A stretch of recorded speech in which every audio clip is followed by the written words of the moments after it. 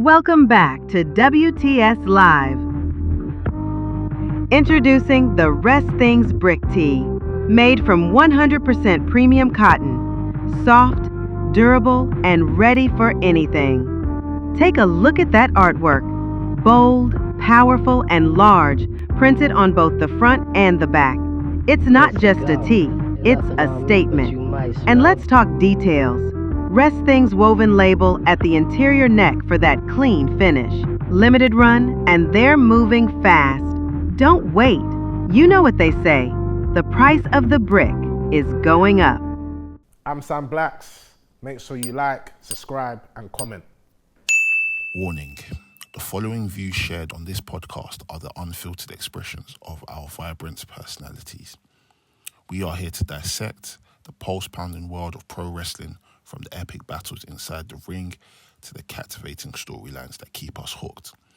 Our discussions may venture into unexpected territories, from questioning the creative direction or analysing the artistry behind the suplexes and submissions. Please understand that we aim to entertain, educate, and engage. But please also remember that we are just merely fans and observers, and we are actual wrestlers, not journalists or industry insiders. As we always say, by the mandem, for the mandem. Enjoy.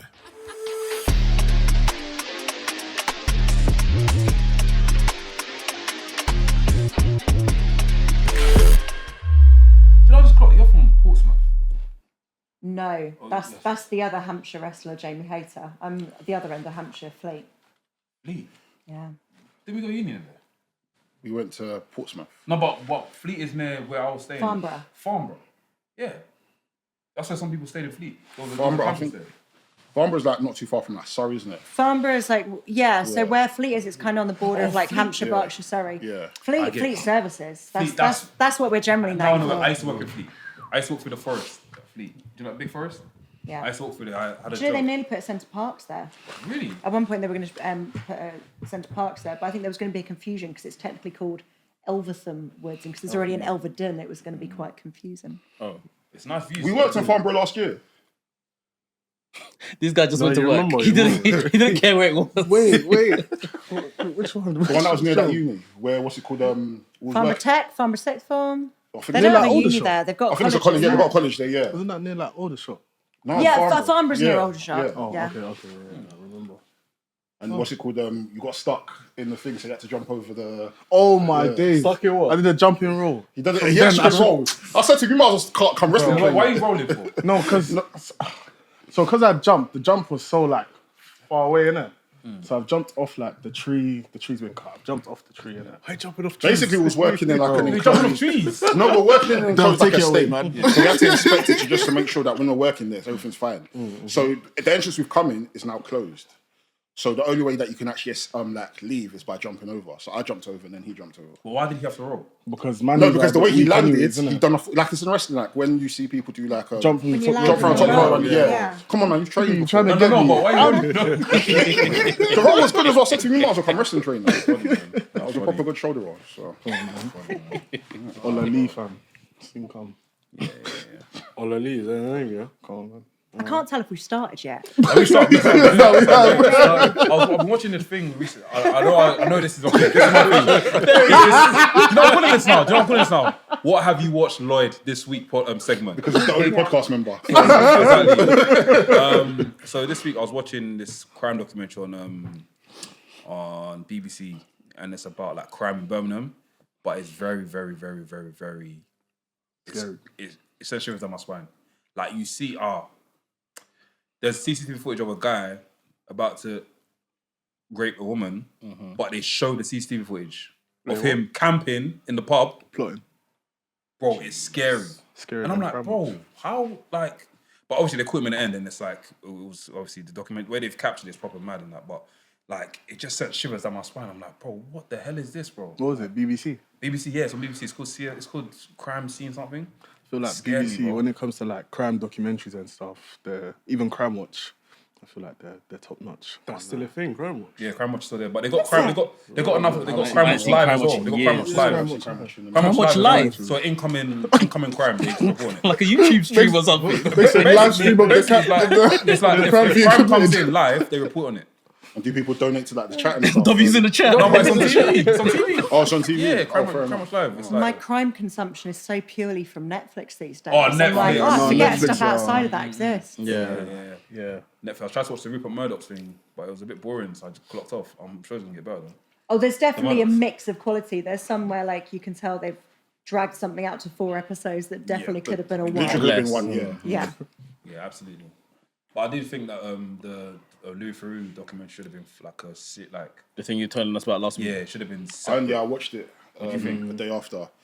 I think it was a good documentary. It's a pure Louis Theroux documentary. I think the only thing is with the type of subject it was, I think it was too surface level. And I thought think they could have gone a bit more in depth in terms of like the incel culture and why people are into like the manosphere and the red pill culture. The thing is, yeah, you're right, but I feel like with way Louis Theroux's style is that he wants to basically be in it with them and show you how they actually live rather than him going depth. I think if we look for it like in the depth one, that's probably something that Netflix will probably get himself and bring someone off in. But Louis Theroux's the type of person to live with you, see how you are, and make you come across as stupid. Because That's one thing that I found so funny that people are ripping into Louis Theroux. It's like, yeah, he just asked a question and made them answer it and just let them talk. It's like, That's the point. Do you know how this works? I thought it was interesting though, because I think this is the one I've seen most where like the people participating in it are aware of what Louis does and seeing them try and combat that in real time. So I thought that was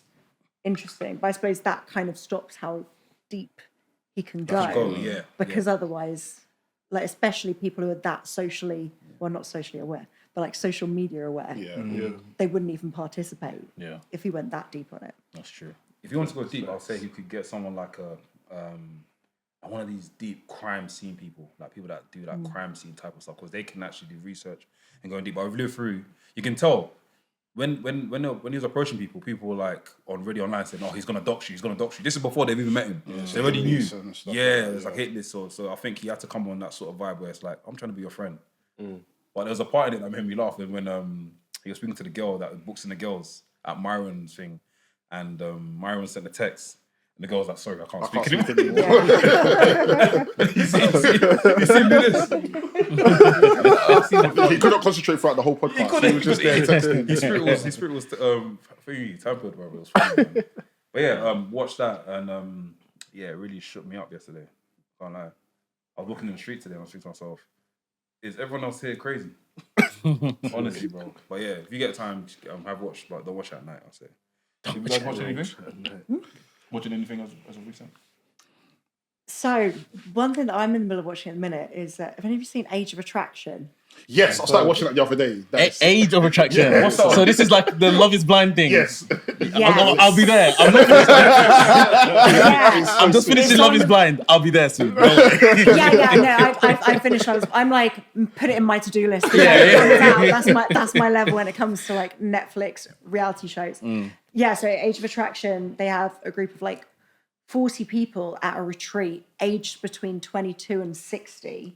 Whoa. Get to know each other and they're not allowed to discuss their age unless they decide to go to the promise room and then decide they're going to commit to each other and they both mutually commit and then they're allowed to say their age. Then they move into with each other, then they meet each other's families.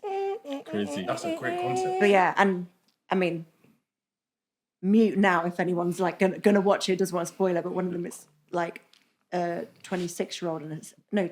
It's gonna be mad. He's 26, 27 with a 60-year-old. You're a 60-year-old man. Yeah. Wait. So wait, have they seen each other first? Yeah, so they fully see each other. They're all talking to each other, getting to know each other. Like they're very social. Damn. Yeah. But they can't like kind of gauge people's age. Well, like sometimes, like some of them said how old their kids were, which I'm like, I feel like that shouldn't That's be a giveaway. allowed, That's a giveaway. because that's such a giveaway. So some of them did that, but then some people like, there's one of like the bigger age gap ones where they met the family and she wouldn't even tell her kids how old he was. So they're like, no, because I want you to get to know him like I did. Yeah. And then people called her out like, no, they didn't sign up for the experiment. That was just you. But yeah, it's interesting. It's crazy because you have people like they'll talk in the confessionals like, oh yeah, I'm getting to know this guy and I'm just hoping he's, you know, at least 40, and he will say like, oh, I'm 27, and it's like, oh shit, you look older than that. It's proper interesting. It's proper interesting. Yeah, they've got a lot of people that look younger than than they are. Some people look older than they like. Yeah, they are, yeah. It's an interesting concept. I like it. Yeah, I'm It's gonna watch messy. it. It's like good Now, messy. now it's I'm gonna watch That's fine. I'll be there. After Beauty in Black tomorrow, I'm gonna binge that tomorrow. By the way, after I'm gonna watch it. Yeah. Where? Anyone else watch anything interesting? Invincible's out today. So I'm gonna, Today? yeah, so I'm gonna look into that. What else have I been watching? Anyone watching The Apprentice? I watch it. I need to- I'm like 2 weeks behind. But yeah. I checked after episode 1. They're just like every year just get an extra special level. It's worse and worse. Like there is no quality There's been here. no epic graphic design fails this year, though, which Okay, has been disappointing. I feel like that's normally what you're looking forward to, Yeah. like the green and brown poo doing a yoga pose. Was it like "fuck baby dies" or something? Yeah. There's been no graphic design epic failures yet, but some other epic failures. Yeah, I'm enjoying that. I feel like Apprentice used to be a real like. Yeah. It was. I think initially it was like you get a job with Alan Sugar, right? Yeah, now it's just like Cash prize. it's an a investment for a into business. your Yeah. It's. So I feel like the whole show is to see whether you can be a good person to work for him. But then at the end, don't it work just for him. changes. It's like, oh yeah, so we've kept the people that would be good to work for me, but their business ideas are shit. Yeah. So, Yeah, it's crazy. but hey, I still watch it. Yeah. I'll watch You it. know, I'm just behind. still suck it in. Quality TV. Exactly. We got Nina Summers in the house. Make some noise! Nina, how are you? I'm very good, thank you. Very, very good. Pleasure having you on the podcast. Obviously, we work with you at Hustle as well, Yeah. and obviously also fans of your work as well. Outside of Hustle as well. So we've seen you at different promotions, Ref Pro, Progress, and yeah, just. And it took this long. I'm sorry. We're sorry. We're very, very It's sorry. actually a full circle moment. I just wanted to make him sweat. I just wanted to make him sweat. This is actually a full circle moment. I don't know if you remember, we actually met, I think, was it 2020, 2021 in the gym? I'm not going to say where the gym is. Smokes. I'm thinking, what gym will I better do? Shah Samuels used to work out there as well. Oh, yeah. So I remember seeing you there and I was like, wait, is that Nina Samuels? I've gone up to you like, oh, you're Nina Samuels? Like, yeah.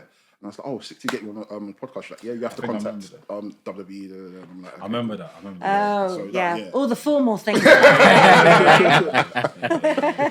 Finally made it though, so. Now I have to answer my own messages.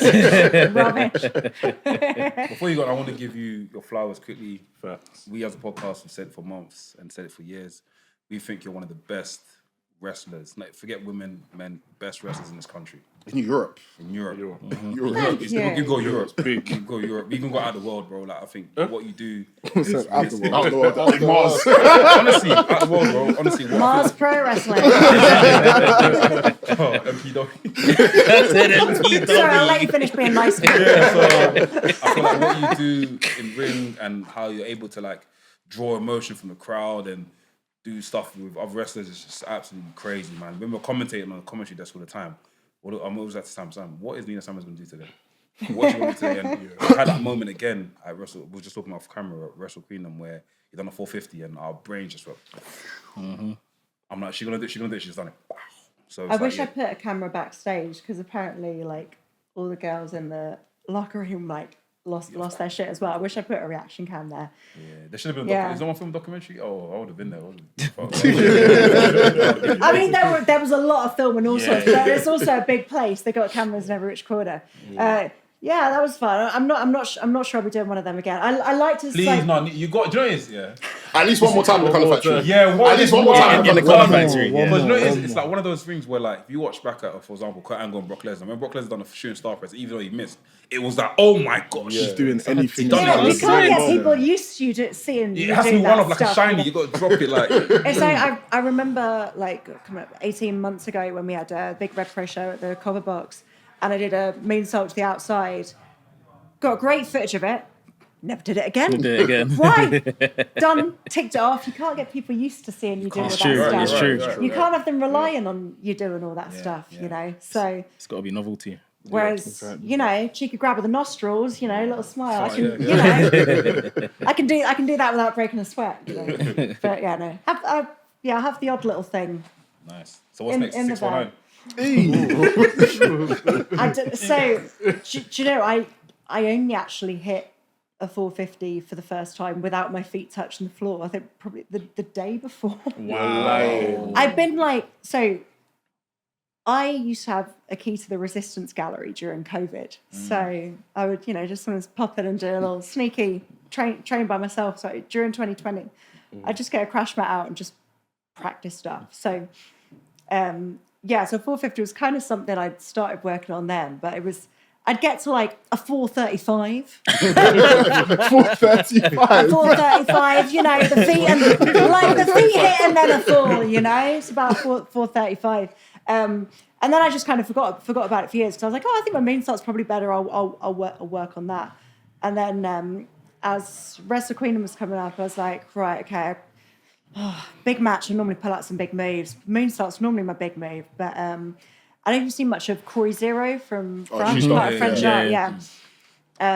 So I mean, she just does a moonsault like it's nothing. And I knew that her match was on like before mine, so I was like, Can't do it.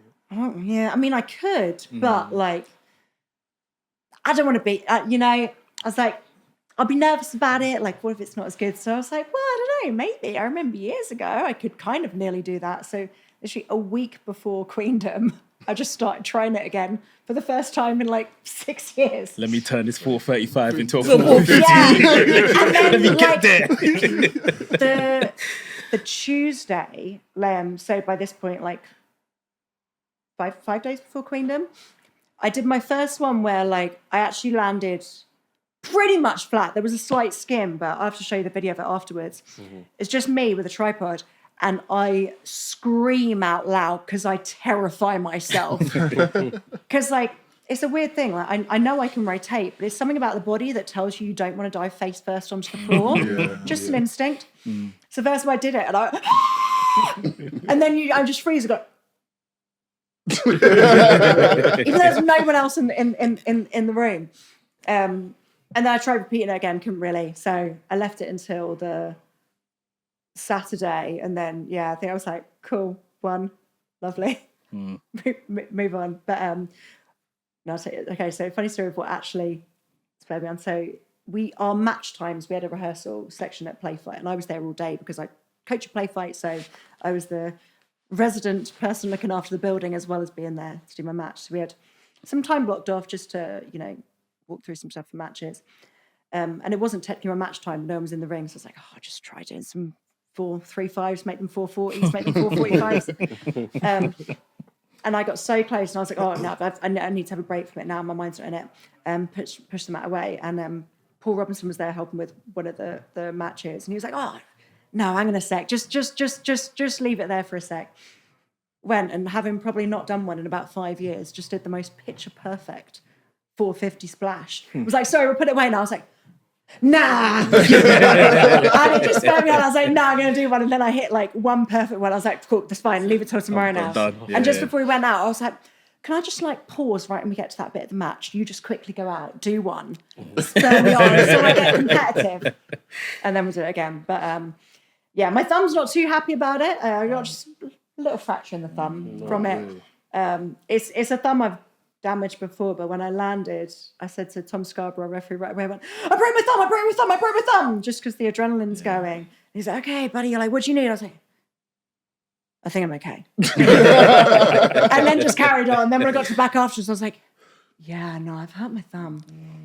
It's a little fracture. It's all right. Things you do to win, man. But I did it. Make some noise. Enjoy it. You'll never see it again. Never. Great match as well, by the way. Great match as well. Thank you. I know that obviously we said on camera as well. You don't watch your matches. Yeah. Which is crazy. So you've got 1 million views on the Hustle page, on the Hustle YouTube channel, and you haven't watched it. More. I think I might have watched that one because that's the one with Aaliyah, just because we worked each other so many times. Sometimes if it's someone I've worked a lot, I'll kind of watch just to check even like story-wise if there's something to pick up on, or just to make sure we're not doing something too similar. But yeah, as a general habit, I don't. And I think it's because back in NXT UK, there was such a thing about watching back everything that we did. And it was part of the process, which is an important part of the process. You know, you learn from it. But I think it was almost like when I left WWE, it was like a freeing thing for me to be able to do a match, live in the moment of that match, soak up whether the crowd liked it, and then move on from it. Which in WWE, it was so like, you know, not wrestling many matches. So the importance on every 4 minutes, like, and then going back and rewatching it with on a Zoom call with lots of coaches, and you know, which is an incredible and valuable experience. But it's also it's so much emphasis on what to me at the time felt like such a short length of time as well, because you know, those matches we didn't often have crowd there either. So all we had to judge it on was like, you know, the opinion of those coaches, which again they're so knowledgeable, and it was amazing that we got it, but it kind of took the magic away from the performance of it for me. And like so much of what I love about wrestling is the ability to be able to like take the crowd on a journey, like, you know, manipulate the way that a crowd's feeling about something in any particular moment. So it was really freeing when I left WWE to just be able to do that. So that's why I often don't love watching my matches back now, because I just like enjoying it in the moment, because I'm making those choices I'm making in the moment based on how that crowd is reacting at a time.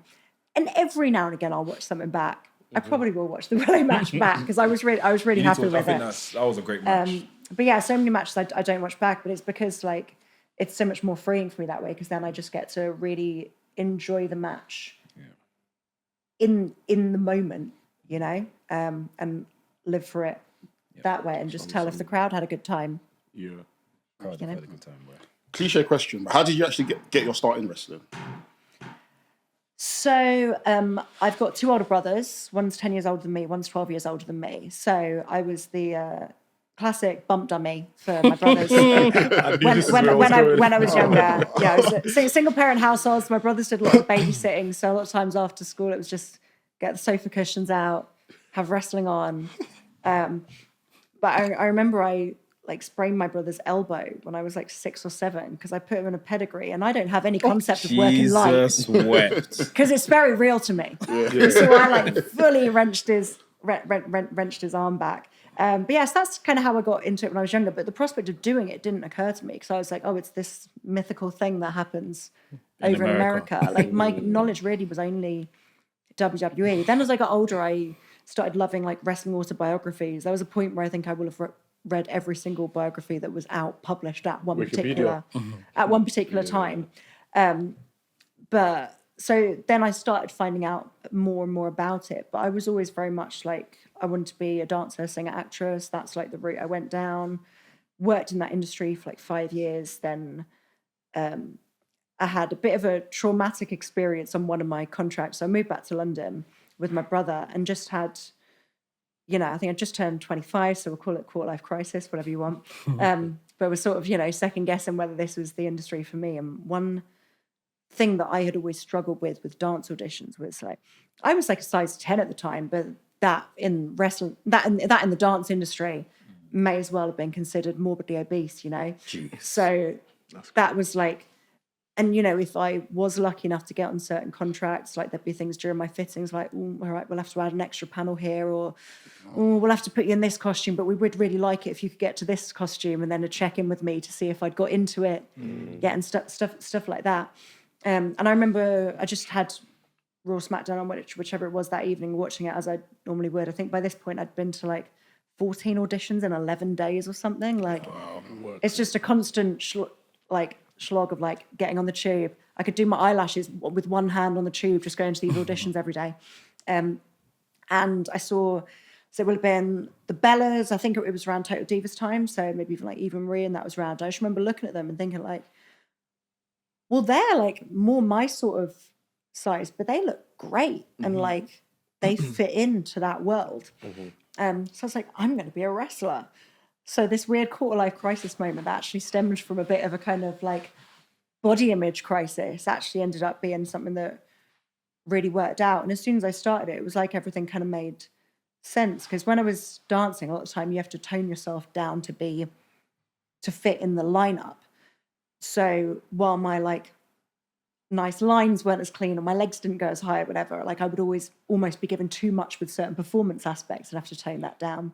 I always had a passion for like choreography, particularly like partner work and doing lifts and stuff. So then, do you know what I mean? By the time I get to wrestling, it's like, oh, it's mechanics. It's kinda, yeah. Like, this is what I enjoy. This is what I understand. And I liked the fact that with wrestling, any individualities you have, rather than toning them down, you're amping them back up. And even like, you know, you get to create your look. Like I remember like if I'd be in a show where we had like a showgirl routine and we're in bikinis like right at the end of the night, I'd be like, well, I'm not eating much today. Or as I'm like, I can wear a leotard and put Spanx underneath and eat cake before a show. This is fantastic. So yeah, I just enjoyed the freedom of it. And it was just as soon as I started it, it just all of a sudden felt right. And I was like, oh yeah, this is what I'm meant to be. Do you start off at Lucha Britannia? So the first school I actually went to was in Swindon called 4FW. Because, so really enough, it didn't occur to me to Google search wrestling schools when I decided I wanted to be a wrestler. But I had a friend that a director that I'd worked with on like a short film, and I knew he was in the process of working on a wrestling related film at the time, so I knew he'd met lots of wrestlers. So I just messaged him for some advice, and he said, oh, there's the school in Swindon that's training my wrestlers for the film. I could get you in there and say, oh, like, I'm training her for the film because I might have you in the second one. So he's like, you can get me in, fantastic. Because again, just the idea that you could just turn up to a wrestling school didn't equate to me. So I would do, it was like 3.5 hours each way for to go and train at this place in Swindon, which I think I managed like 5 or 6 times. Then I got a new singing contract, so I couldn't commit to spending 7 hours of my day traveling. And then, so Nadia Sapphire was one of the girls that I met when I was training there. And then I remember, I think I went to like a WrestleMania viewing party or something and just messaged her like, oh, I missed this. And she was like, oh, have you tried like LDN or Lucha? I was like, no. And I looked up the 2 places and Lucha had a session a day earlier. So I was like, well, I'll try there. And it was a 15-minute bus ride from where I was living at the time. There you go. That's crazy. So, yeah, so from like session 6 onwards for a long time, I was with Lucha Britannia. That's where I had my first match, first lots of things with Lucha Britannia. And it was a wild place to start. But, you know, it's all led me to where I am now. So, That's awesome. love Wow. The Nina Samuel show, guys. Yeah, so things aren't often a short story with me. There's generally lots to it. No, it's interesting because even the people that you like, you know, came up with, like, can you name a few of them? One of them being Cassius, one of them.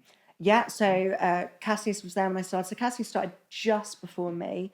Will Ospreay was still training at Lucha when I was there. Crazy. So funny story, it's mine and Cassius's first ever main event was a 6-person tag where we were tagging with Will because they had some wrestlers over from Spain. So they did like a Team England versus Team Spain, and he got to pick 2 trainees to be on his team. So that was me and Cassius. And we both said, even though it was like a 6-person tag, it was the most we'd ever done in a match up to that point. Because Will's just like, and then you just put something else here. I'm like, I've said all of the things I can do. So you're just having to try and think of stuff. So yeah, Will Ospreay's one. G Money. G Money, yeah. G Money was one. Malik and Costa. Yeah, Malik and Costa, Jerry Bakewell, Cara Noir. It's a serious class, man. Cara Noir, yeah. Back then when he was black belt Tom Dawkins. So yeah, we had a really big crop of people coming up, and I'm sure I'm gonna have forgotten some people. But yeah, we had loads of really good people coming out of the school at that point. So it was a very exciting time to be trained, like very intimidating sometimes as well. Because so I think I planned on going to the beginner session first, and then something happened with the contract I was doing at the time, and the show ran late, so I couldn't get there. So I messaged, I was like, sorry, I know I'm really new, but like, is it okay if I come to intermediate? No worries, I just don't want to wait till next week. I was like, I've done 5 sessions. Like, yeah, come along. And then I went there that day, and they were like, oh, just come to advanced tomorrow if you want as well. I'm like,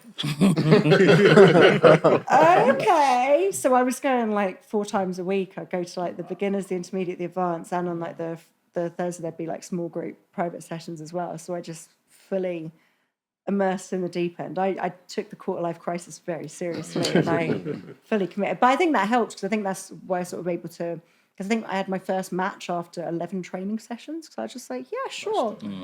Why not? And then just kind of went straight from there. I think because I immersed myself in it so much, but also like the dance background definitely helps, because it was literally my job for 5 years to be able to see something and recreate it on my body. Like that was what my job was. So that was quite a natural thing of being able to learn it and, you know, remembering one thing to the next. So yeah, the great class coming from Lucha. I guess I'm jumping a bit before we get to obviously where you are today, but like as someone that's then you're now wrestling, you know, you're able to take bookings and stuff. What's it? How can I put this? How is it important for maybe a female talent to market themselves as a wrestler, as opposed to men? You know, where you'd say obviously it's kind of easier for them to get on shows and stuff.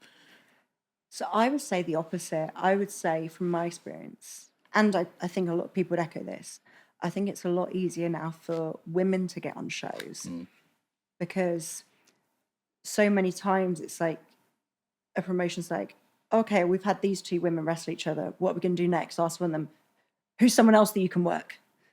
And that's how you get thrown into it.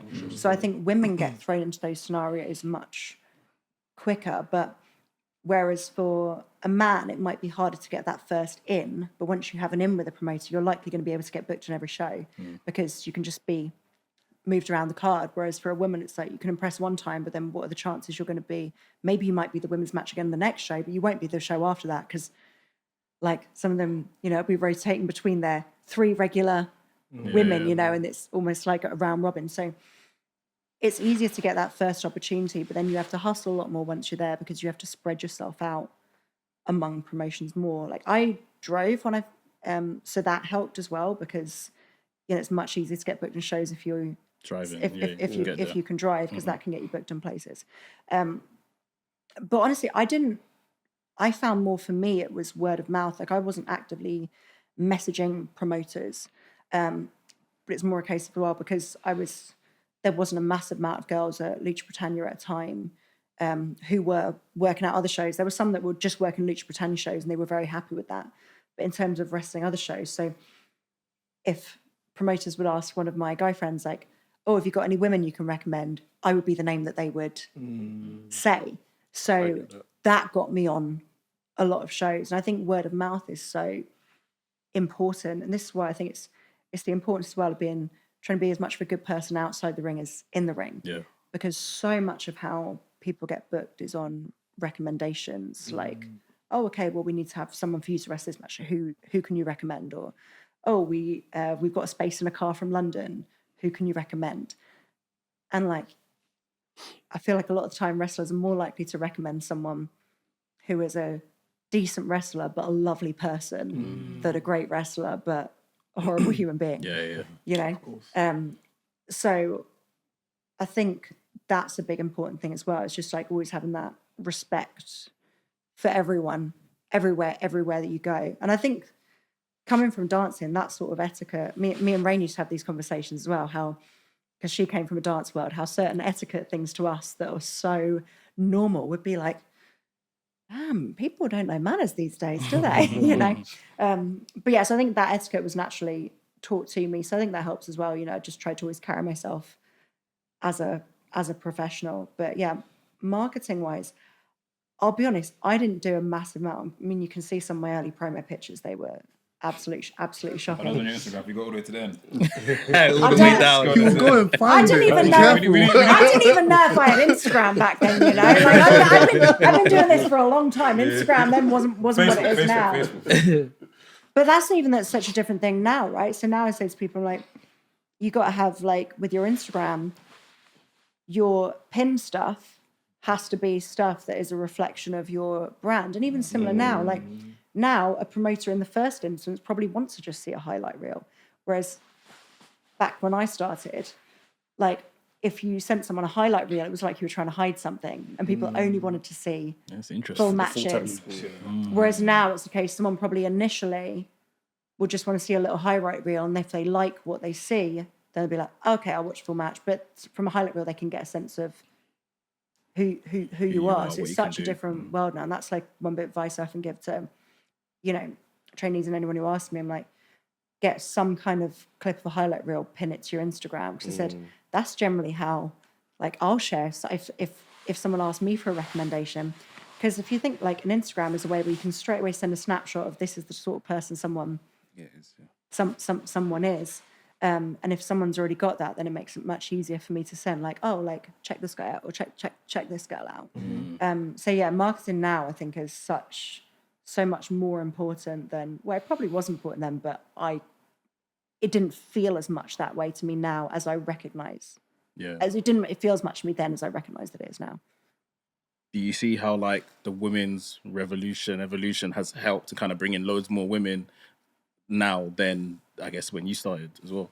Yeah, like, because the women's revolution was sort of happening not long after I'd started wrestling, and that was hugely inspiring. And for me, I already felt quite accepted at Lucha Britannia. Like, there was a point where, like, my first year, we'd sort of have the fairly standard, it was like a women's tag that sometimes involved Cassius, and like the same rotating cast of like 6 people. But then, after about a year, I started getting integrated in with the guys, and then steadily moving on doing main event stuff. And then when I won the Lucha Britannia Championship at the time, I think I was the first woman in Europe to have held the main championship of a company. So that felt very, very cool at the time. And then, with to have all the women's evolution stuff happening at the same time as well, it felt like a great shift. But certainly I'd found, from my perspective, I always felt very, very lucky and fortunate at how much respect I felt from all the other men that I worked with. I appreciate that's not everyone's experience, but for me, certainly, I felt a lot of love and respect from everyone around me. But yeah, it's so cool now. Like with Wrestle Queendom recently, I had the bit for my entrance with like the paparazzi and the fans. Yeah. So they were some trainees from Playfight where I coach, and I initially put out a call. I was like, women especially, I'd love you to be involved in this. So it was really nice having 4 of my female trainees come down just to be a part of the day. Yeah. So they could come and experience, crewing, meeting the other wrestlers, seeing how it all gets put together. And it was really sweet. Like 2 of the girls, Becky and Sky, they like both like very freshly 18, and they've become like besties since they've been training, and they got like a professional photo together at the show, and then they posted it like, oh, next time in our ring gear. And I'm just like, I love that they feel that motivated after watching the shows. That's why it was like so cool for me to like be able to have them be part of the day. And then, now they've enjoyed being a part of it. They want to like do and help out with more shows, and again, be immersed in it in that way as well. So I think the representation of that is so important. And we're lucky now that we get it so much. Like the amount of main events at Progress lately that have been the women. Like we had like 3 Super Strong Star 16s in a row where the women's match was one of the most talked about matches of the whole weekend. And I feel like it's less of a talking point now. It's more like oh yeah, sick. Yeah. Whereas before it might have been really, like the women's match was the best match on the show. Whereas now, like if that's the case, it's like, hell yeah. Yeah. And I feel that love with like, I think one thing about like our British wrestling women's division, like certainly those of us that you'll see on a lot of the same shows together, like, Rio's, Kanji's, Alexis's, like Emerson, like all that sort of crop that we've got at the minute. I think rather than like, or the Progress division, the Rev Pro division, I think I really get the sense that we feel like we are a division working across the country. Yeah. So there's this nice camaraderie that it doesn't feel like anyone's out to try and take anyone else's spot, because we all kind of know we are the spot in itself. And it, you know, goes swings and roundabouts. All right, in this promotion right now, this person's at the top.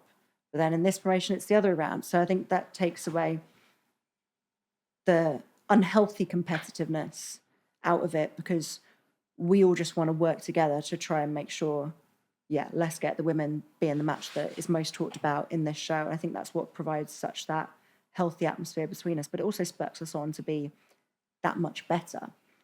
Like, I remember when I was out with my concussion, but still had my big final match with Kanji coming up at Progress. And in that time, I was still helping out backstage.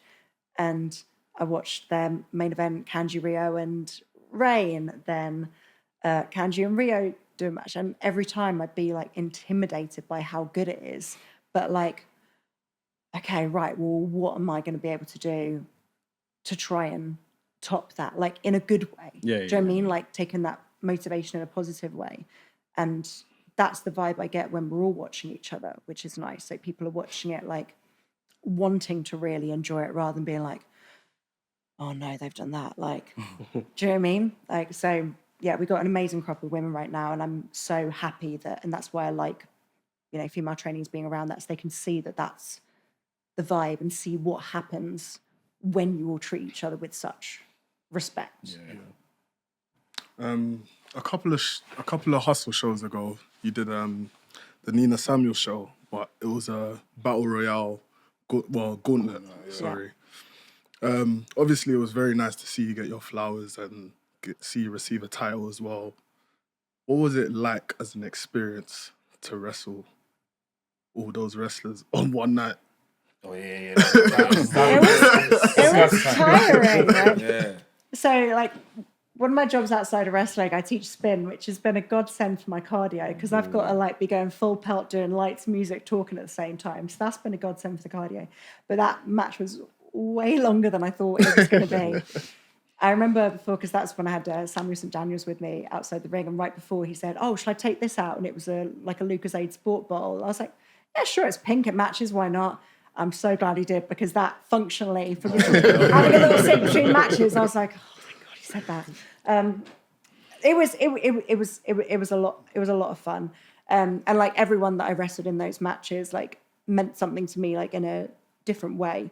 So it was nice, like, you know, bringing in various bits of history for me, parts of my hustle story. The Jerry Bakewell one was funny because Jerry's like actually a long time friend of mine. Like, I've known him since I started, so we've been good friends for like 12 years. And he kept like not wanting to tell me what we did match. And I was like, it's fine, to be honest. I got a lot to remember, whatever. And so he kept like trying to throw me off with stuff mid-match. And I think it was meant to be like a 3-minute match or something, and it ended up going, that was the one where I was like, this is going long. Because then just all of a sudden he'd do something else, I'm like, sure, yeah, okay. So that was a fun one in a sense. That was not too bad on my cardio, that one. But just in the sense of like genuinely being surprised and thinking on my feet of like, right, what is he actually going to do next? What surprise is he going to try and throw at me? One of them being bringing my husband out to the ring. Yeah, which, so that I didn't know was happening. Yeah, Johnny told me. I saw your face. I saw your face. It's like you've seen a ghost. He's meant to be here. Johnny came up, she was like, her husband's coming up, don't say nothing. I'm like, I'm sitting in the booth, I can't say anything anyways. They shout, "I need it!" Yeah, so that was funny, because in general, I like to try and pride myself on being able to stay in character most of the time. Every now and again, like someone will catch a moment of me, of me corpsing every now and again. But yeah, that was where I was just like, See what your face was like.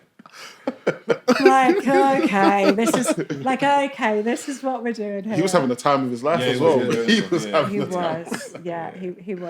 But yeah, that was a lot of fun. It was tiring, but yeah, really fun and like special, because like I say, everyone in the match meant that much to me. Yeah.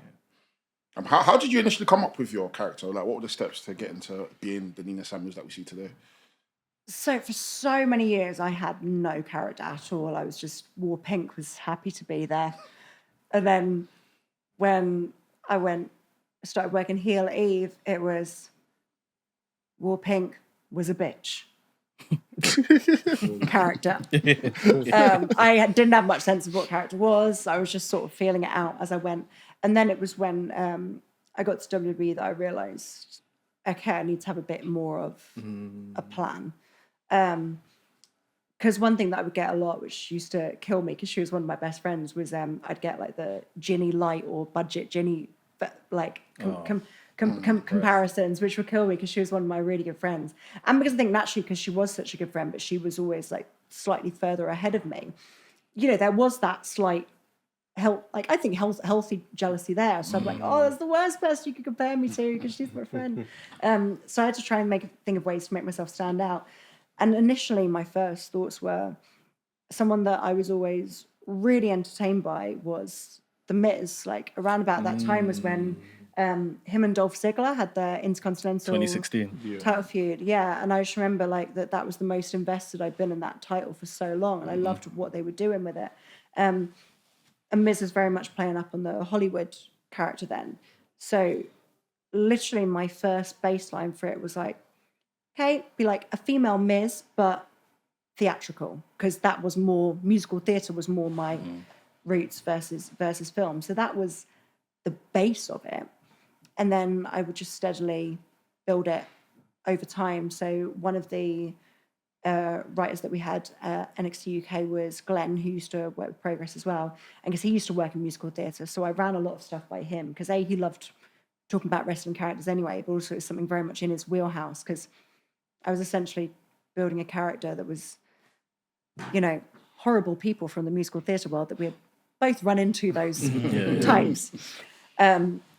So, yeah, there was a lot of experimenting stuff with him, and I'd come up to him and, like, suggest, okay, certain bits of my backstory, and then he'd always just pose questions to me and challenge me with things like, oh, but then why does this link with this, and why does that link with that? And just finding holes in my story, basically. So I was like, cool, good point. Okay, I'll think about that.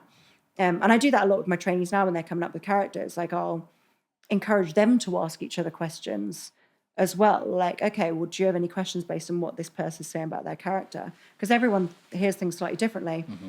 And if someone has a question you don't know the answer, I'm like, that's okay.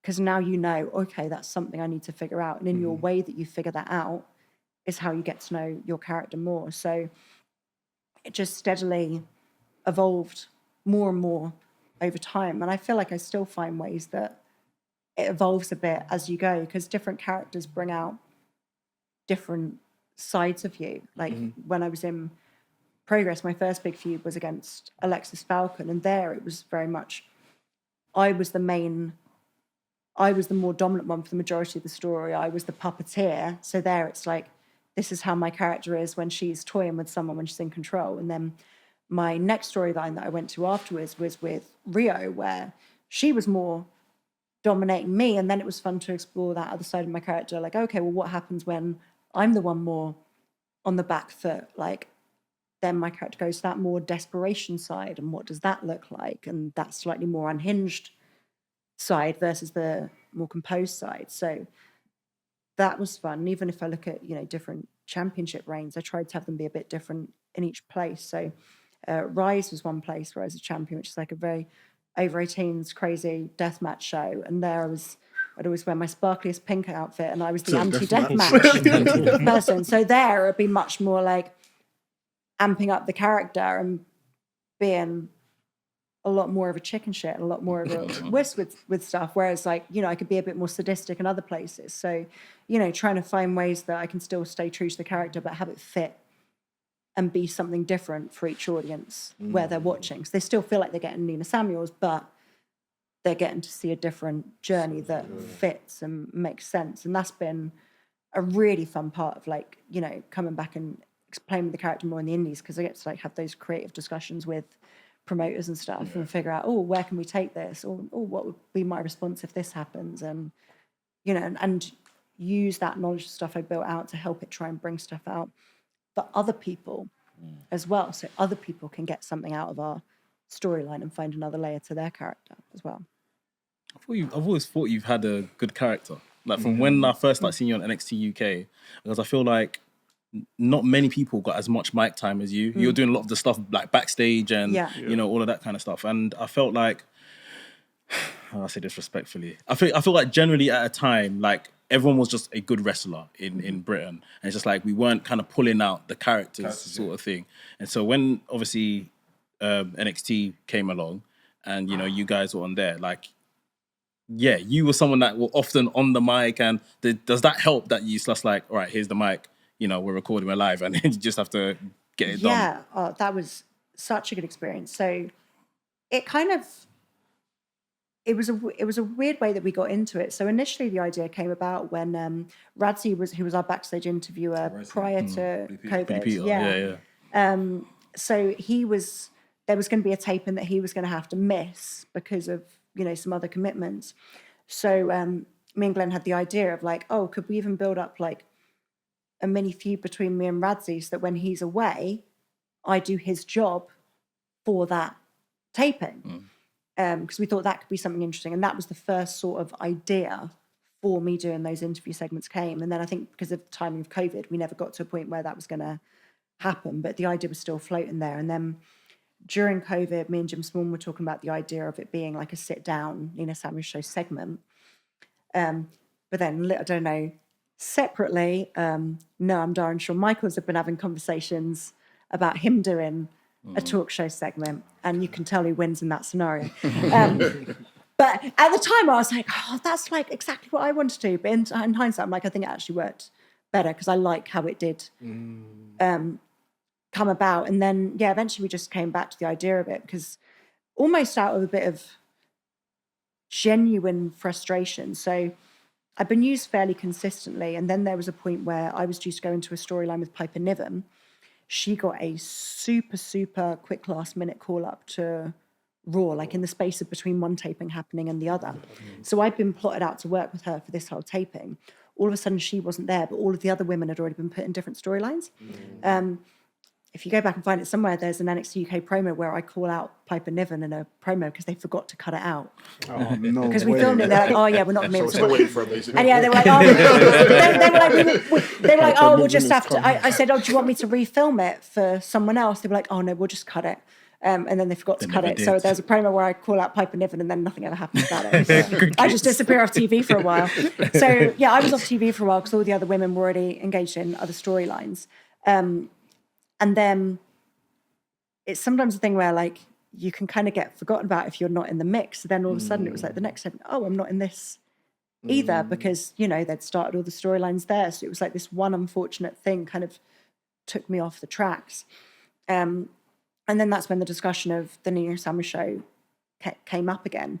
And it started off as being something that was going to be written for TV. And we filmed one at the end of one tape. And I was told, oh, when we get to the next taping, there'll be one every week.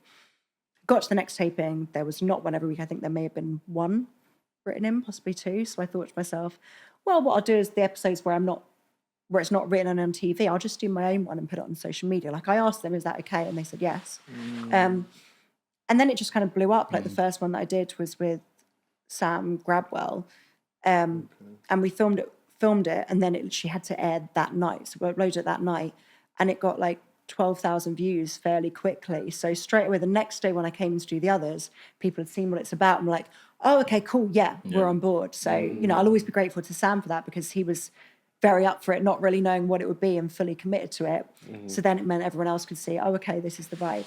And then, yeah, after a while, they just kind of left me to it, which was nice because, you know, it's rare to get that kind of freedom in WWE. And it would get to a point where I would just sit down with them and just say, okay, these are my ideas. I'd get a rough look at the script and say, all right, can I do this person for a pre-show, this person for a post-show? And then they're just yay or nay. Like there were some characters who, if they wanted to keep them super serious, they didn't want them on it, to be involved with me. I was like, fine, whatever. But yeah, so I just did that. And then that started spilling into some of the TV stuff where if there was a backstage segment to put together a match with me and someone else, like I think at one time there was one thing written and I just made a suggestion. I was like, oh, we've done something similar to that. How about we do this? And it went really well. So after that, it would just kind of be written as Nina Samuels show segment to set up this. And I go in with cameras. I'm like, okay, so what are we doing? And they were like, oh, they just said you know, check in, see what you want to do. So I think because I'd earned their trust from, and you know, it's nice of them even that they were willing to listen to me when I said, "Oh, sorry, do you mind? Like, can we try this instead?" So it's nice that they even just, you know, didn't tell me where to go when I had the nerve to do that. But I think because it worked, they were like, "Okay, cool, proving yourself." So you know, then it was nice that I had that freedom. It was a godsend when they decided they liked it so much they were going to officially do it with WWE Digital, because it meant I didn't have to film them myself and time the social media posting, because I had an awful camera at the time. So every time I'd have to try and find someone else to film it. I'd have to make notes of like who had filmed what on what phone. And then find a way for them to send it to me in HD quality. So yeah, when they decided to officially let WWE Digital take over, I was like, oh, thank you. Because then it just meant I was like, cool, all right, can we film now? Thank you. So that took a lot of the stress out of it. But it was so much fun.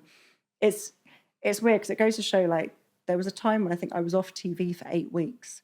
And it was around about Christmas time. And I bumped into loads of people because I think I went to just hang out at a progress show. And they're like, "You're all over the NXT UK now, aren't you?" And I'd been feeling really down because I was like, they've kept me off TV for like 8 weeks. But then you just realize, like, you know, perception is reality in some ways. And, you know, some people don't watch full shows. They watch stuff through social media. So I was like, oh, okay.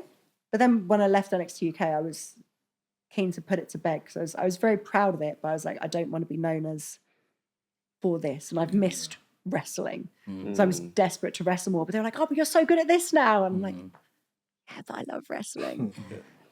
So yeah, I'll always be proud of it. But yeah, I was very happy to move on. What was the overall feeling when NXT UK ended? So it was a weird one. Like, I'm not going to say it was pure shock because I think all of us, like, I feel like there were constantly rumours that NXT UK was going to get shut down. Like, but it still did come as a shock when it happened because we sort of had a group Zoom call where they were telling us, "Oh, this is really exciting. We're launching NXT Europe today and we're announcing that." So even a bunch of us came off that call and we were like tweeting like, "Yeah, NXT in Europe, hashtag needs more Nina." And then like half an hour later I get told, "Oh, yeah, no, your release." Like, What? That is mind games. so it was like we had that group call. We're told that, and then like right after, then everyone started getting the call. So all the group chats are going wild. And I think I realized at one point because some friends have been told they were still staying, and some of my friends have been told they weren't. And we had like a talent relations app, and someone that got told that they'd been let go said that, "Oh yeah, I can't get into my app." And I went and looked, and my app wasn't working. So I was when I saw a call come, I was like, "Okay, I think I know what this is going to be." HR done it But like, again. initially, they made it sound like we're having a 4-month hiatus and then we're coming back in January. Yeah. So initially, like, it didn't seem that It was didn't over. seem like it was over. It was like, oh, there's going to be a hiatus.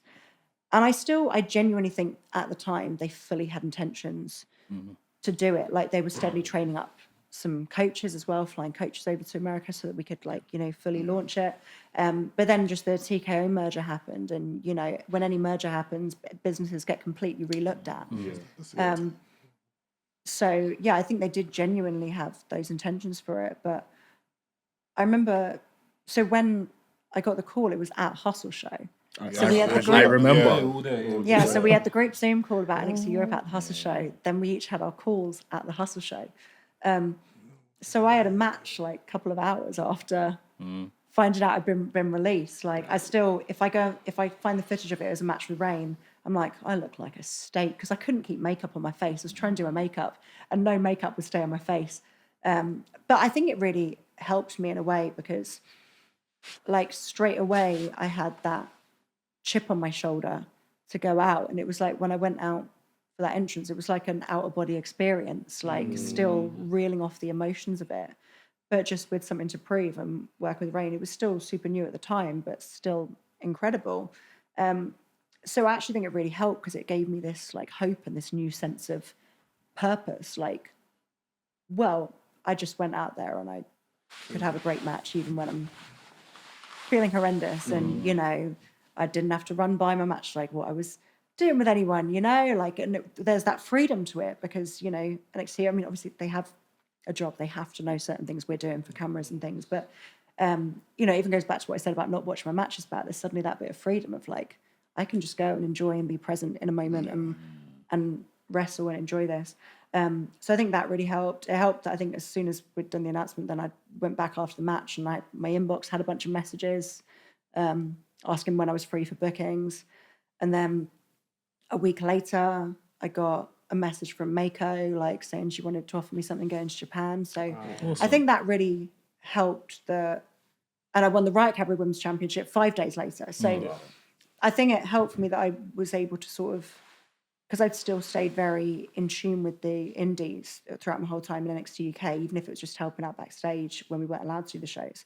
I think it helped just like going straight in, full guns blazing, like, because I had so much passion built up from NXT UK where I had all these ideas and things that just couldn't get put into fruition because, you know, they've got to make a 1 hour show with a roster of 50 people.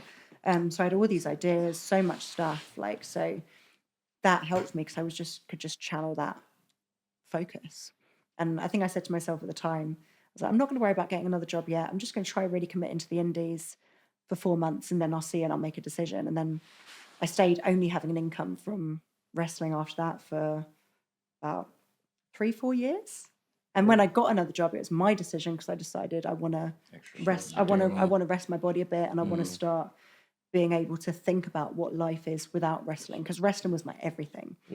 So, you know, trying to imagine what life is afterwards was really difficult for me because I didn't have anything else. So, you know, when I made a decision to not have wrestling be my sole income, it was my choice, not like out of necessity, just out of something like, oh, I want to do this like for me, so I have something else. That's interesting. I mean, for the people that have been watching, at some point in your career, you became a champion in like different companies all at the same time. Yeah. You had about 10 belts Ultimo that you Nina. used to carry in a pink suitcase. Yeah. What was that responsibility like? Because you had to represent 10 different companies or even more. You done it before Mercedes Moné as well. I did. You're the originator. She won't admit that, but I did. It was great, and it was something that it just genuinely organically grew. There wasn't ever like this plan to be a belt collector or anything. It just naturally, organically happened. I think because, you know, I think initially there's apprehension putting championships on people because it's like, oh, well, you know, if NXT Europe's going to come back, we're going to lose them anyway. But I think when people saw like how much commitment I was putting into everything in the indies and how much, you know, intention I was putting in, I think it just steadily was a bit of a spiral where someone was like, okay, yeah, she's the best fit for our championship right now. And then it was another company and then another company. So yeah, it just sort of really organically happened. Then I think once it got past a certain point, like maybe then there was a certain element where, like, as I kept doing the belt clutch shots, maybe then there's a certain element of, oh, I want to get in the picture, like maybe. But it is a lot of responsibility, like 10 different companies juggling 10 different schedules. And like I talked about earlier, trying to make the championship reign significant in each one and not just like cookie cutter. Like, how can I use this championship to get the best out of each one? And then similarly, when I was dropping the championships, like, how can I make this into the best thing possible for the person that's taken it from me next? And there were some times where it was all of a sudden change that we had to go with. And there were some times where we actually had a long time to pre-plan it, and where, like, you know, in some cases my input was asked for as well, like, and, you know, wanting to make it that really big moment for someone else. So yeah, a lot of pressure on my shoulders as well. Like, if I'm doing carrying them. I found it funny, like, a lot of people message me like, oh, doesn't that get pain carrying them to every show? I'm like, I am not carrying them to every show. Respectfully, I am not.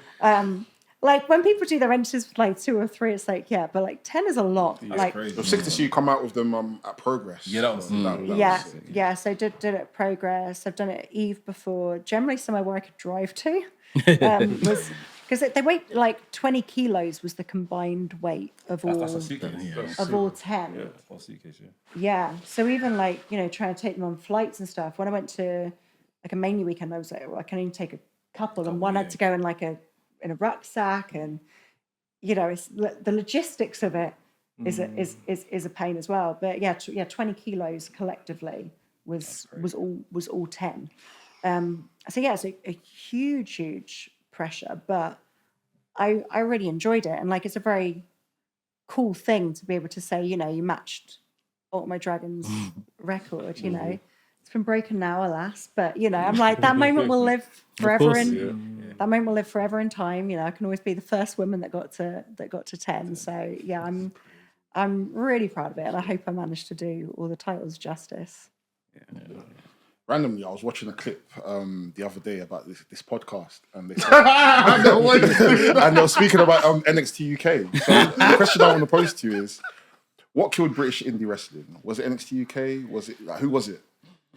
Apparently, or what would you tell fans that think that WWE killed the British indies? So I think there's a lot. Bring this mic closer.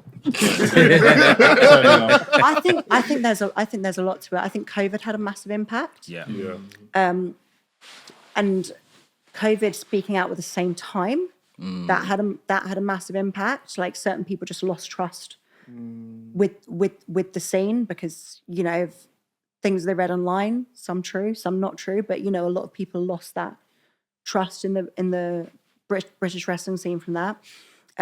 So another theory that I can't claim this, I think it was actually G Money that put this to me, was saying that AEW killed. I have seen a lot of people say this. Go on, I want to hear this. So the theory with this is that before, if you think about how we used to have a lot of cool American indie wrestlers that would come, and it would be a really big deal for Strong Style, things like that. The really cool free agent independent American wrestlers and even international wrestlers is not as much of a thing now because they get signed to AEW. And then even some of those wrestlers that were that cool indie free agent then got signed and then got pulled from dates. So there's much less of a free agent market to bring that boost. To think, we got to take that from having to try and make a relationship with WWE or AEW, but then, if I get into the weeds of the politics of it, then oftentimes you're not going to be able to have your regular roster member be the one that comes out on top there, which, with your free agents was something that was a possibility and could be a great rub for someone that was in the roster. So I don't think the British Indies are dead. Yeah, not for sure. Just going to say that. I mean, in the clip, it didn't show the full scope. But a lot of NXT UK wrestlers did get onto them and say that you guys don't know the full picture, even though in that clip... I did hear a little rumour that you guys were worried you had heat with me. I was told that someone said that we are shady bitches. Shady bitches, I think I hustled the week call after. Cassius a shady bitch, When I hustled the week after, it was in the locker room, was like, there's Nina Samuel here? I was like, Do you know, I can't even remember what you said specifically. That's how much it does not live rent free in my head. I was like, you can't hate us, she just offered us her brownies. By the way, Nina Samuel makes the best brownies in the world. Nina Samuel makes the best brownies in the world. I can't eat brownies when I go anywhere else now because I'm like, they're just not as good as mine. I can't buy a brownie when I go somewhere. You got the best brownies in the world. Yeah. Honestly, when I'm at a show and I eat, it feels Moorish. That's why when I'm at a show now, I don't put them out until I've wrestled because otherwise I'll put them out and I'll come out of the match and they're gone. You made a blondie last time. There was like a blondie, it was like white yeah. chocolate and oh my gosh, and Biscoff was on top as well. Yeah, sounds likely. Fam, yeah. It's foodie, man. Honestly, bro. Honestly. But yeah. We went from the death of the Indies to brownies. But you're right. But no, I very much do not think that the British Indies are dead, but I think there's a big culmination of lots of things that led to a dip. We'll call it a dip. But then, you got things now like Rev Pro's running Wembley Arena in August, Eve Queendom just sold out 1,200 tickets with nearly a month before the event. That does not happen in events now. Yeah. That doesn't, we're in an era of events where people buy their tickets on the week of. The amount of people that message me oh, how can I get on? I'm like, can't. I had to pull strings to get my family in there because I did not expect it to sell out that quick, nearly a month before. So, you know, I think we're in an amazing position with wrestling right now. And I think it's just a testament to how good everyone in our scene is. Like, it's such a passionate time for locker rooms right now. Like, when I'm in a locker room, wherever I go, like, just the amount everyone loves it and is passionate about it. But, you know, like I mentioned earlier as well, I feel like there's a nice compassion between the wrestlers as well. For letting each other have their moments and letting each other breathe. And I think that's a big part of it as well, because that's how you make the show better overall, when, you know, people aren't solely looking out for themselves in that moment, when they want to make the show better. Because if you make the show better, the audience have a great time, they want to come back. Whereas if every single person goes out trying to have the main event, an audience is tired, they've seen 27 reverse runners, they're done. And then it doesn't give as much of a fan experience. So maybe you elevated yourself in that moment, but if the fan overall didn't have as good of experience, then they're less likely to come back. And I think that now is happening a lot more, where people are taking a show into consideration and wanting the show to build. And like, oh, okay, today's not my day to be the main focus. That's all right. I'm going to do my job. I'm going to do my job well. And then that's going to serve me well. And then another time, you know, things swing round. So, you know, I think we're in an amazing era right now. And I think, like I always say, I think if we had something in the UK where people could be signed, I think so many of the British independent scene would be signed. So if you think in America right now, there's like WWE, AEW, TNA, NWA, MLW now as well. Like so many companies, and that's like just in North America alone. And where can you be signed in the UK? We got a couple, like, you know, like Alex Winslow, Ospreay, they live in the UK and are flying over, but there's nowhere, you know, for a UK wrestler to be signed in the UK. So I think that's why we've got such a hotbed of talent, you know. So it's tough for a British independent wrestler that doesn't want to be an independent wrestler, but for the fans, your fans are winning. Winning. And I was watching an interview with Mark Andrews that came with Grapple Theory. Shouts to Grapple Theory. He said one of the positives that did come out of NXT UK was the amount of wrestlers that are now in the coaching positions of someone like yourself, Mark Andrews, Sid. There's so many people that are coaching. How has it been as a coach so far? I love coaching so much, but even before I was formally a coach, you know, I loved, like, because I felt so lucky when I was at the PC, all those things I was able to learn, so many lightning bulb moments that I was like, oh my gosh, yeah, we've all been doing this because we just didn't know any better. So as soon as I came out, I was excited to be able to share stuff that I'd learned and ways that, like, great, well, now I know ways that we can make all these matches so much better, but hurting our body less, like doing less, just getting more out of it. And I was excited to share that way of working with other people. So I enjoyed even that, like, informal coach element of it, just working with other people as I came out, bringing that fresh perspective. But now I love it. And I feel like being a coach makes me a better wrestler, because I always encourage my trainees to ask me questions. And sometimes they'll ask me a question and I'm like, and I won't necessarily know the answer. Like, they will ask, they might watch something like, oh, why did that work in this match and not that match? And I'll think about it. And then by thinking about it, I'm learning more myself, and then I can pass that on. And then that helps me in my own matches. So, you know, I am able that way to learn as much from my students as, you know, the other way around, which I think is an amazing way of learning. And I like constantly getting them to think about why we do certain things, because it's one thing me just talking at them, but like even just basic things like, we'll learn a right shoulder roll, left shoulder roll, and I'm like, okay, when will you use that one? When will you use that one? And then they actually have to think about it, like, When will we use it? oh, okay. Shoulder roll. When would you use the right one? When would you use the left one? Funny thing, I actually done in the house. Wait, what does a shoulder roll in that house? He's just about to say, I worked a match with my son. I tripped over something, but it wasn't really a shoulder, but I actually had to roll to get out of it. Yeah. So like I tripped over, like it was like Lego, and I stepped in it and I just dipped and I rolled in it. It was just that. But I rolled, but I didn't roll and stand up. I just rolled on the floor just to make sure I didn't step on it like that. 'Cause I've cut my foot level before.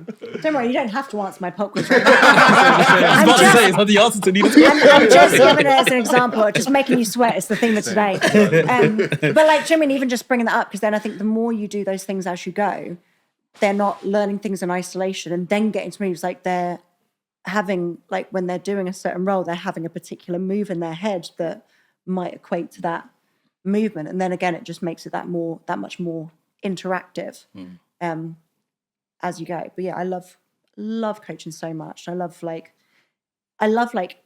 putting matches together and helping people with that. So like I do like some producing now for Progress as well, so like with the backstage stuff.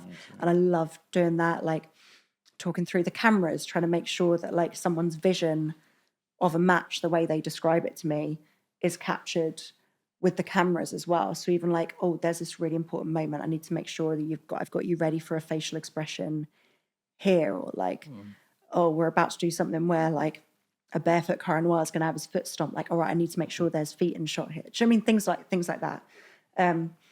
Which is a very weird thing to be saying. Right, so I'm really talking about the feet. I need feet here. I need feet.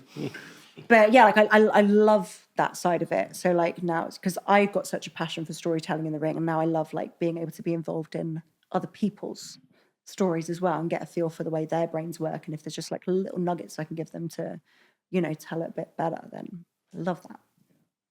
Nice. In a way, director. Yeah, The Nina Samuel show.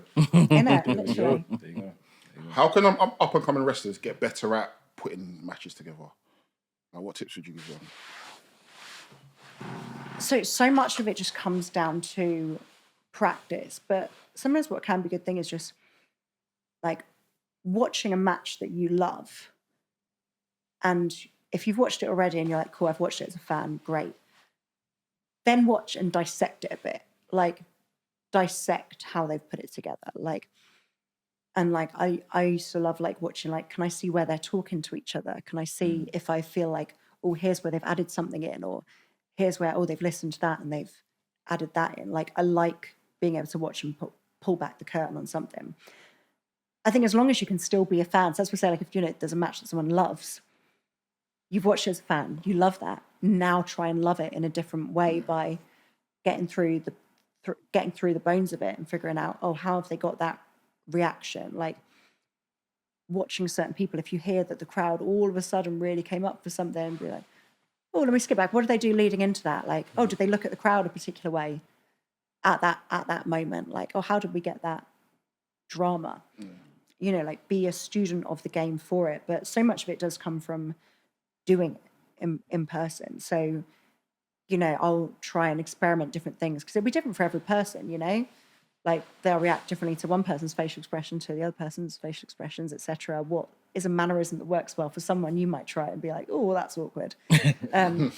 So a lot of it is trial and error. But yeah, I think if you can watch wrestlers that you love and watch matches that you love and like really think, oh, can I figure out that bit where I really felt like I was like on the edge of my seat? Let me rewind a bit. Let me see how they got there. Yeah. And then try and emulate that. Yeah. With any profession or sport, eventually you have to retire, right? What is one thing? You're retiring me right now. No, I'm not. You got to be honest, I'm not.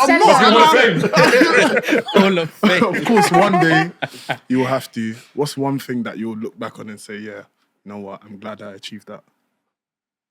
Oh, I'm definitely proud that I got to WWE.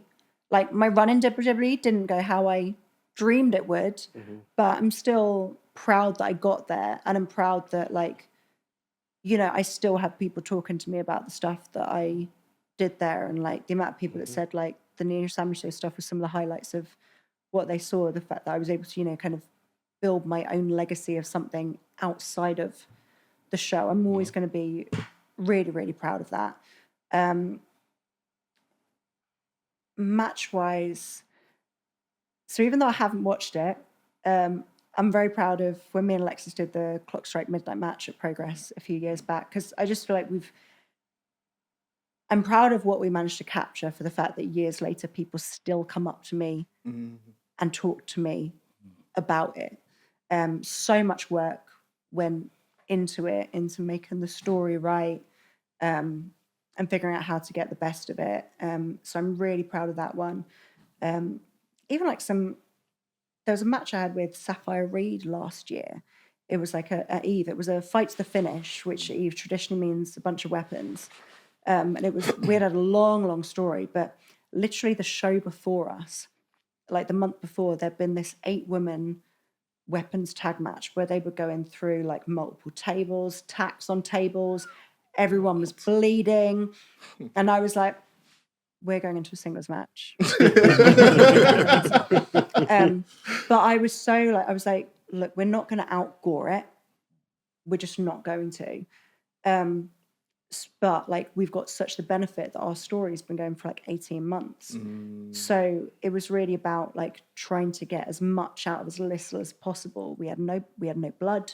I think we used 3 weapons. I think we used a chain, a chair, a kendo maybe, but like it was all around like how much can we get out of those. And again, I haven't watched it back, but I just remember being really proud of it in the moment because I was like, it was like actively trying to put shackles on ourselves. But from that, I think we learned a lot about storytelling with that and got something that felt like a really worthy finish to the story that we had.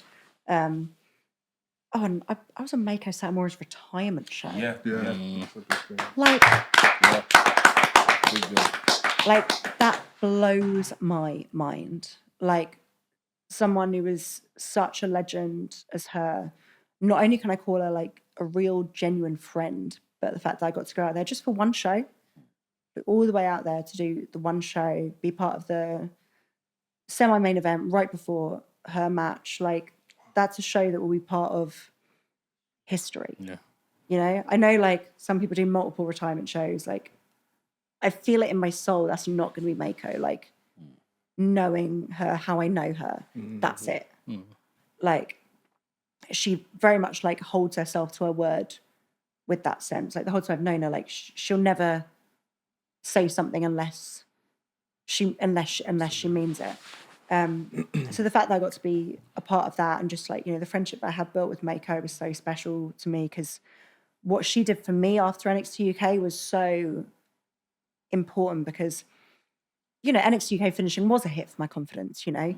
I'm not going to say it wasn't. You get released from your dream job. And the fact that so soon afterwards I got the opportunity to go out there wrestle in Japan, which I feel like that's like a credibility checker for like a lot of wrestlers, you know. But the fact I got to go out there like not just once but like 5 times, I went out there like. Did you get a Ribera jacket? I never went to Ribera. Ribera Steakhouse. I never went to Ribera, but Mr. Danger Steak and said, what's his name? I forget what his full wrestler name is, but he used to be a wrestler, like a deathmatch wrestler, and his steak is phenomenal. So I went to his place a bunch, and his steak was so good. But yeah, I didn't get a Ribera jacket, but yeah, I loved my time in Japan so much. So like, I'll always be so grateful to Mako for like, you know, helping me believe in myself that way. And yeah, the fact that I was considered cool enough to be on her retirement show like blows my mind. Absolutely blows my mind. That's lit, man. We got a few questions from people in the Discord. Some of the questions are good. The first question I really, you know, I thought we enjoyed. We spoke about your brownies and stuff. Shout out to Curtis. Curtis said, "Heard you're very famous for making baked goods at shows. What are your favorite foods to bake, and what is something you want to bake that you haven't tried yet?" Oh, okay. I definitely know something I want to bake that I haven't tried yet is making a Battenberg. I love Battenberg is the Battenberg, yellow, where it's like the marzipan around the outside and the like checkerboard. Yeah. I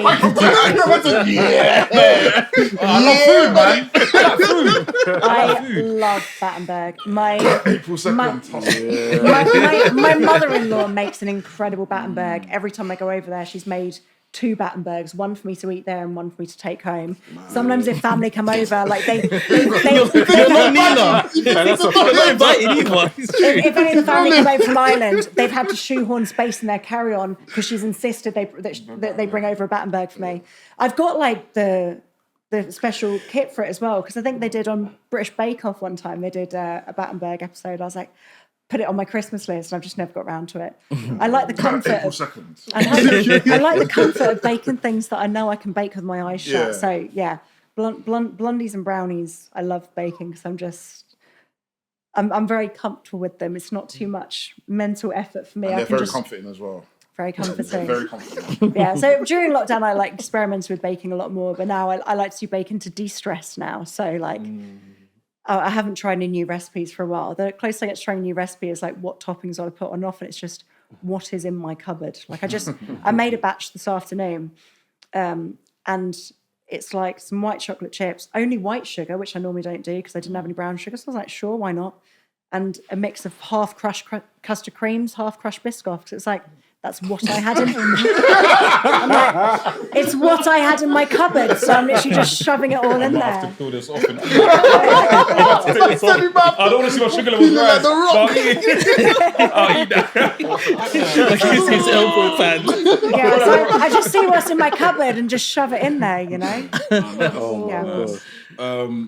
Another question you asked is like the last two ones were pretty good.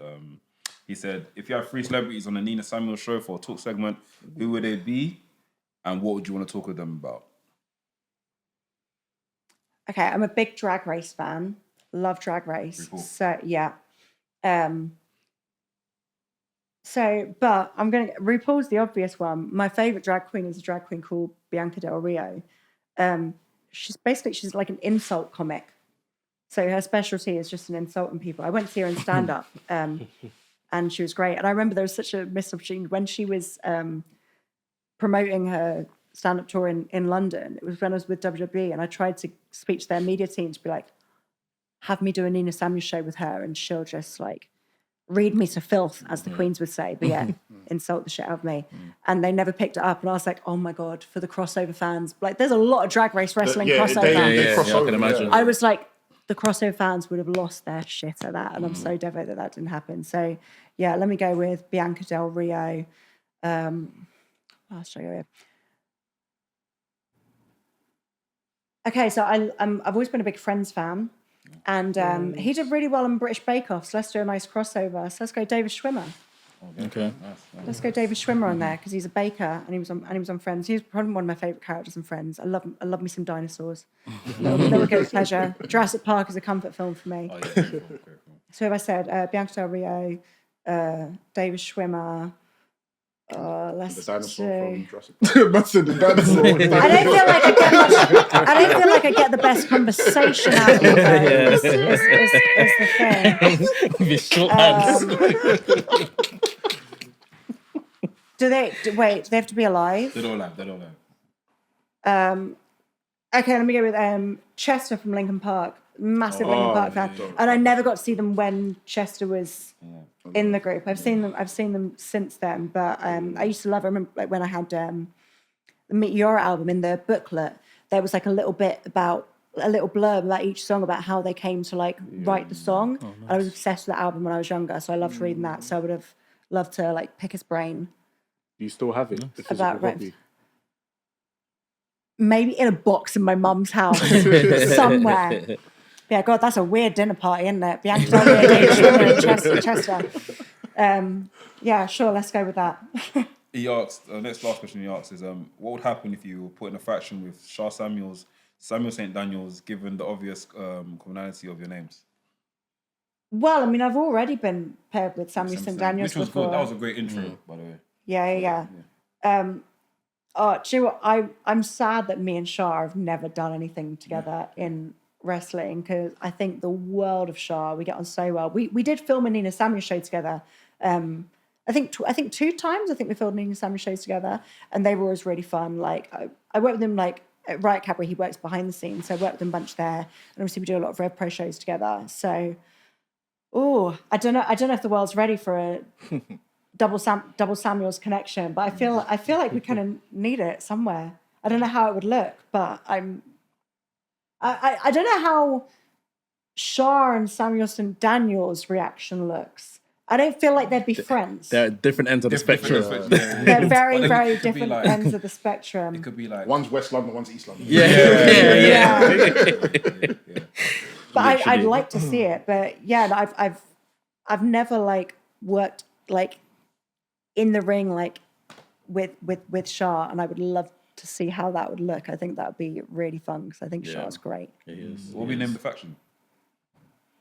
The Samuels. Samuel Samuel There's a couple Square. more No. questions. There's three of them. There's a couple more questions. Check the podcast. Yeah, I'm checking it out. Samuels. Yeah. Okay, cool. Question here we got is Lino said, what made you decide to do a 4:15 match? Obviously, you already explained that. But another question we want to ask is, when it's all said and done, what would the legacy of Nina Samuels be? Oh, good question. I don't know if I need my legacy to be like one specific thing.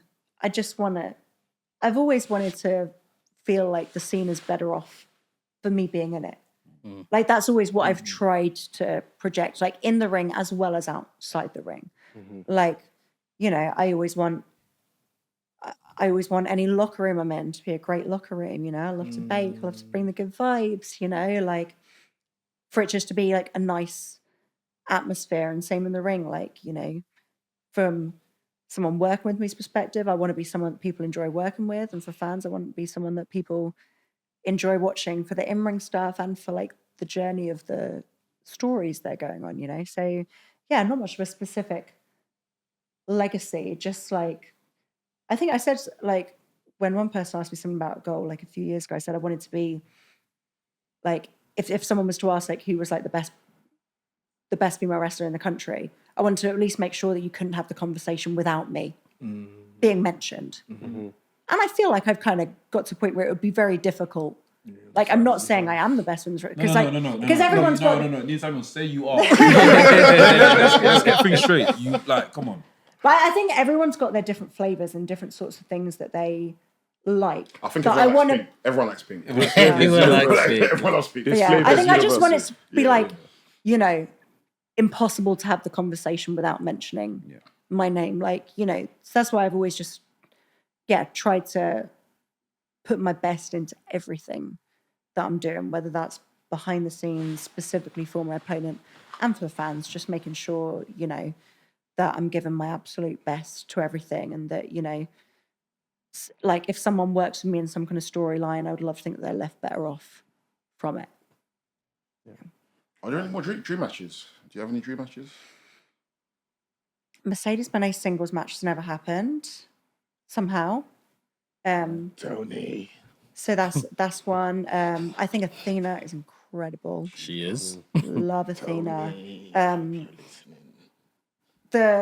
A singles match with Mako was always the big dream match. But again, like I said before, I think she's got too much integrity to step out of retirement. So I don't think that'll happen. Another one is, and I have mentioned this when I've done one last question before, is Lyra Valkyria, because we've only ever wrestled once, and it was for like 4 minutes when she'd just started. We were due to go into a big story at Eve just before COVID, because I'd said to Dan, I was like, we trained together so much at the PC, like we partnered together all the time. We got great chemistry. We always like do extra training and do bits and pieces.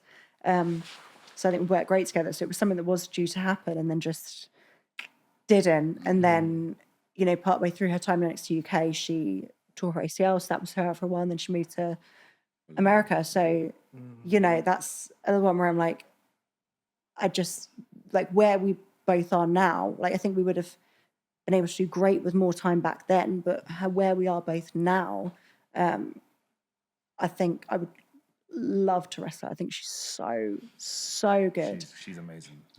I don't know how it could ever happen, but yeah, that's another one I'd love because I think she's amazing. Thanks. Nina Samuels, thank you so much, man. Thanks for having me. You can officially call the podcast the Nina Samuels Show. Yes. I want to tell the podcast the Nina Samuels Show. Yes. Where can they find you? So you can find me on Instagram and Twitter at Nina Samuels123. I think technically Threads, auto post. Threads is good, you know. Is it? It's good, yeah. I technically post to it, but I'm not on it very often. It's good. You get some like good feedback, good comments, and like engagement. Yeah. Are you on TikTok? I think technically a TikTok account exists of me, but It's not yours. Are you behind no, it? it will be mine. I think I downloaded during COVID, TikTok like 3 separate times and deleted it because I was like, no, it's too hard. I can't do it. Yeah, no, I'm too creatively exhausted in the ring to be able to figure out TikTok. But I think if an account exists, it's probably still called Nina Samuels WWE, because that was when I was trying to do it.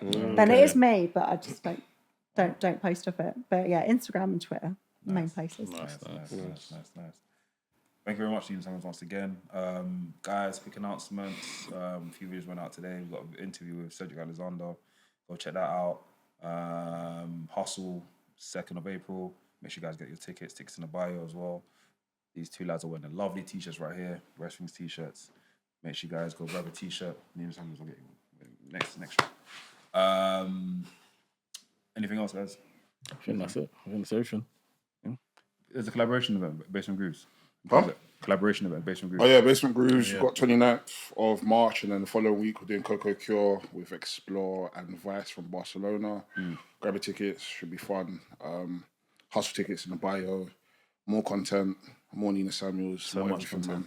man. We got, I think next week we got an interview with G Money. No, Liam Slater. Then G Money's after that. And then, yeah, we're back to Sheffield at one point to go and see the PPW guys once more. And yeah, just killing it, man. Hopefully all of us are going to train. All right, lads? We're all going to train. So what was that? So make sure you bring your shorts and your sneakers. You know what's mad? You know, I don't want to, you know she teaches Pilates next to us? Bro. Yeah, we're going to go. We have to Okay, go. yeah, Book a session. that's fun. Yeah? Yeah, I can do that. Down the road. Are you sure? You say that? I can say do that. I can do Pilates though. Okay, fair enough. Legit down the road from us. If I tell you where, you can be like, raw. Yeah, no. Next to Market Halls. Market one. Halls. Saint. Oh, St. John's Wood one. Oh, yeah. Oh, I think I know. Yeah. We'll go there. You have to do it. I can do that. Make sure you film it. No, we'll go together. I Why want does to. the camera Sometimes I want need to. to be Listen, I Why want you tell Content, man. No, I'll be there. I've done Pilates before with Rio, and bro, that I do was spin there as well. Spin. I love spin. So Mako's been to my spin class at that studio. How did she find it? dangerous, bro. How did she find it? All right, she came in a bit late, so I don't actually know if she was doing any of the right resistance on her bike. So fuck knows. But she was there. I love spin. You have to cuss me though. You have to be like, look at you. Everyone else is doing it. I'll just be on. I nearly vomited at spin. I do themed ones sometimes. I did a Prodigy versus Chase and Status one a couple of months ago. That would be fun. sick. Chasing status. That was That fun. would be One. sick. That music, boom, boom, boom. No. Yeah. I nearly vomited the first time. I just said I nearly vomited the first time I done spin. And my missus, she was pregnant. She was heavily pregnant, and she literally completed the whole class. So when I finished, she looked at me like, "Lloyd, I can't lie. You should have got off." I was like, "Oh, sorry, it's a rash from yesterday." I'm gonna come to Pilates. It's all food there. Guys, yeah, I've been a Nafi. Oh, this is where I set. Well, I've been in a Samuels. Don't worry. Laps. Oh no. Next. Wrestling's podcast, the coolest wrestling podcast in the world. By the man them, for the man them. Bang. Hey guys, what's going on? Hope you guys enjoyed the video. Make sure you like, subscribe, and comment. And also, become a member. Join the team.